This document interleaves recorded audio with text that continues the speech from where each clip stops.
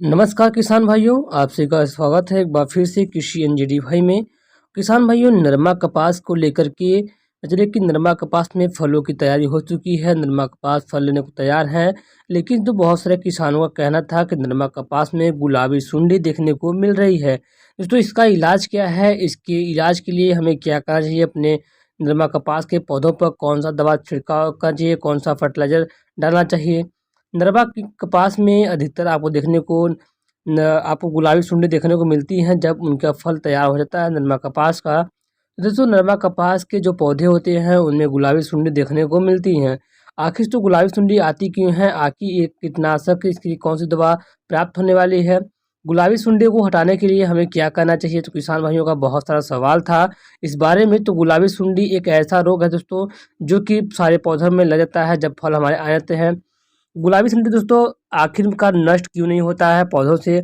कोई भी फर्टिलाइजर डाल दे या कोई भी दवा डाल दे तो दोस्तों बहुत सारे किसान कहते हैं कि भाई हमने कई सारी दवाई डाल दी, लेकिन अभी भी हमारे किसानों में हमारे नरमा कपास खेतों में अभी भी गुलाबी सुंडी पाई जाती है। दोस्तों, फर्टिलाइज़र या फिर आप कोई भी दवा डाल दें तो गुलाबी सुंडी पूरी तरह से नष्ट नहीं होती है। ये हम नहीं कह सकते कि 100% गुलाबी सुंडी नष्ट कर दिया जाएगा, लेकिन हम यहाँ तक कहते हैं कि कुछ गुलाबी सुंडी आपको खेतों से नष्ट हो जाएंगे। क्योंकि किसान भाइयों के जब गुलाबी सुंडी कहाँ आती हैं, जब आपका पौधा तैयार होता है और पौधा तैयार जब आपके फूल आने लगते हैं गुलाबी सुंडी के नरवा कपास जब फूल आते हैं तो उसी के बीच, उसी फूलों के बीच अंदर जा कर के छुप जाते हैं कीड़े गुलाबी सुंडी के। जब गुलाबी सुंडी कीड़े अंदर जब छुप जाते हैं तो जो है फर्टिलाइज़र और जो हमारी दवाई होती हैं वो सिर्फ नीचे ही रह जाती हैं, और नीचे रह जाने के बाहर रह जाने की वजह से गुलाबी सुंडी जो कीड़े होते हैं वो अंदर छिपे रहते हैं, जिसकी वजह से बहुत सारे कीड़े नहीं मर पाते हैं। तो किसान भाई आपको करना कुछ नहीं है भाई। हमारे जो किसान भाई हैं जो नरमा के पास के खेती कर रहे हैं उनके लिए खुशखबरी है कि मैंने यहाँ पे आज 3 ऐसे ऐसे फर्टिलाइज़र के दवा लेकर के आया हूँ जो गुलाबी सुंडी के कारगर हैं। लेकिन मैं तो इसकी गारंटी देता हूँ कि आपके 100 टू 100% ही किसान भाई के गुलाबी सुंडी से छुटकारा पा जाएँगे। लेकिन हाँ, कि कुछ परसेंट तक आपको गुलाबी सुंडी से छुटकारा मिल जाएगा, जो कि 50 से 65% तक आप गुलाबी सुंडी से छुटकारा पा सकते हैं। क्योंकि नरमा कपास में जो गुलाबी सुंडी होती है कहीं न कहीं फर्टिलाइज़र और जो भी दवाई मैं बताने वाला हूँ आगे उस वीडियो के माध्यम से कि आप जो दवा डालेंगे तो कहीं न कहीं आपके नरमा कपास के खेतों में गुलाबी सुंडी का आक्रमण जो रहेगा वो कम हो जाएगा। ना कि 100% नहीं होगा, क्योंकि तो कोई भी फर्टिलाइज़र आपको 100% डालेंगे भी ना तो कोई भी किसान भाइयों के नरमा कपास से फर्टिलाइज़र से गुलाबी सुंडी हटने वाले नहीं है। क्योंकि गुलाबी सुंडी का एकमात्र ऐसा ही प्रोटेक्शन है जो कीड़े गुलाबी सुंडी के होते हैं वो फूलों के अंदर घुस करके बैठ जाते हैं, जिसकी वजह से उनके अंदर तक दवाएँ नहीं पहुँच पाती हैं और वो गुलाबी सुंडी में बने रहते हैं। जो कीड़े बाहर रहते हैं, ऊपरी भाग में रहते हैं, उन कीड़ों को नष्ट कर दिया जाता है और कीड़े गुलाबी सुंडी के कीड़े अब दिखने को नहीं मिलते हैं।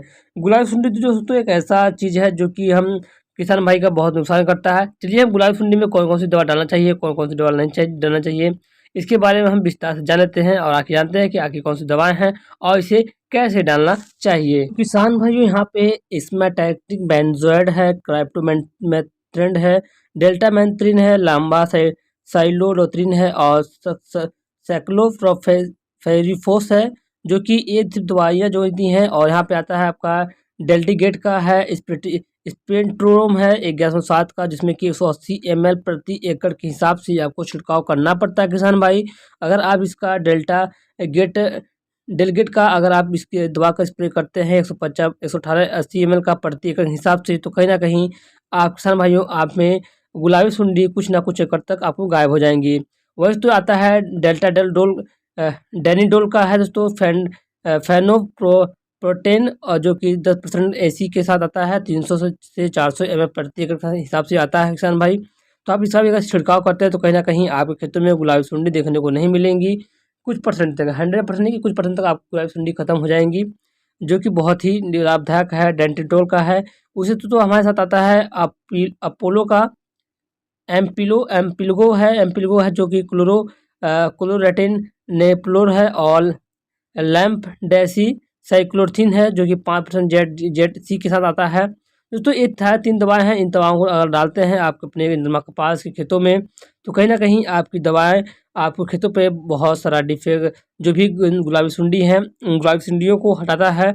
और 100% तो नहीं कह सकते हैं, लेकिन यहाँ पे कोई परसेंट तक आपके खेतों से गुलाबी सुंडी हट जाएंगी और आपके खेतों में का जो फल बीज है वो अच्छे तरीके से बन पाएगा गंधर्मा कपास का। दोस्तों ये चीज़ तीनों दवाएं हैं, इन दवाओं को आप देखिए, अगर इससे फ़ायदा होता है तो आप खेतों में जरूर छिड़काव कीजिएगा, प्रति एकड़ हिसाब से दवाई कीजिएगा। और इससे अधिक जानकारी के लिए आप नज़दीकी जब स्टोर पर जाएंगे सामान लेने के लिए, तो वहाँ से और भी जानकारियाँ ले सकते हैं, क्योंकि वो सही में आपको सही ड्रेस आपको बताने वाला है। तो दोस्तों ये छोटी सी अपडेट थी आप सबके लिए, किसान भाइयों के लिए, नरमा कपास को लेकर के। तो प्लीज़ वीडियो को लाइक शेयर सब्सक्राइब और अपने मित्रों के साथ, किसान भाइयों के साथ जरूर कीजिएगा, ताकि उनको भी नरमा कपास से जुड़ी जानकारियाँ मिलती रहे। फिर मिलते हैं किसी नए किसान भाइयों के साथ कोई नई जानकारी के साथ, तब तक जुड़े रहिए हमारे चैनल कृषि एनजेडी भाई के साथ। तब तक के लिए जय जवान जय किसान जय हिंद।